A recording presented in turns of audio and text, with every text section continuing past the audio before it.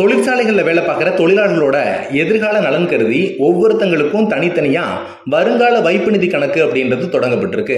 இதுல ஒவ்வொரு மாசமும் ஒரு குறிப்பிட்ட தொகை பிடித்தம் செய்யப்பட்டு வருது. இந்த தொகையிலிருந்து தொழிலாளர்களோட தேவைக்கு பணம் தேவைப்பட்டா அட்வான்ஸா எடுத்துக்கலாம். குறிப்பா படிப்பு செலவு, கல்யாணம், வீடு கட்டுறது, மெடிக்கல் எமர்ஜென்சி, இதுக்காக பிஎஃப் தொகையிலிருந்து ஒரு குறிப்பிட்ட தொகையை அட்வான்ஸா வாங்கிக்க முடியும். இந்த அட்வான்ஸ் பணத்தை வாங்கணும் அப்படின்னா முன்னாடிலாம் முன்னக்கூட்டியே விண்ணப்பிக்க வேண்டியிருந்துச்சு. பல நாட்களுக்கு அப்புறம் தான் பணம் அப்படின்றது கிடைக்கும். ஆனா இந்த நடைமுறை இப்ப மிக மிக எளிமைப்படுத்தப்பட்டிருக்கிறதா சொல்லப்படுது. அதாவது ஆட்டோமேட்டிக் நடைமுறையா இந்த மாற்றம் அப்படின்றது செய்யப்பட்டிருக்கு. இதன் மூலம் அப்ளை பண்ண 3 நாள்ல பிஎஃப் பணம் அப்படின்றது நம்ம கைக்கு வந்துடும். பிஎஃப் போக ரிட்டையர்மெண்ட் தொகையும் இதே மாதிரி வழங்கப்படும். ஆனா அதை குறிப்பிட்ட வயசுக்கு அப்புறம் தான் எடுக்க முடியும். இந்த நிலையில அதிக ஓய்வூதியம் பெறதுக்கான வாய்ப்புகளை மத்திய அரசு ஏற்படுத்தி கொடுத்திருக்கு.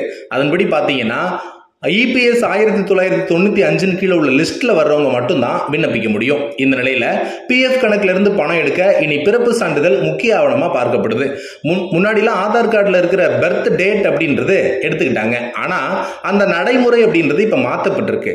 ஆதார் அட்டைய பிறப்பு சான்றிதழ் ஆவணமா ஏத்துக்க முடியாது அப்படின்னு இபிஎஃப்ஓ அறிவிச்சிருக்கிறாங்க.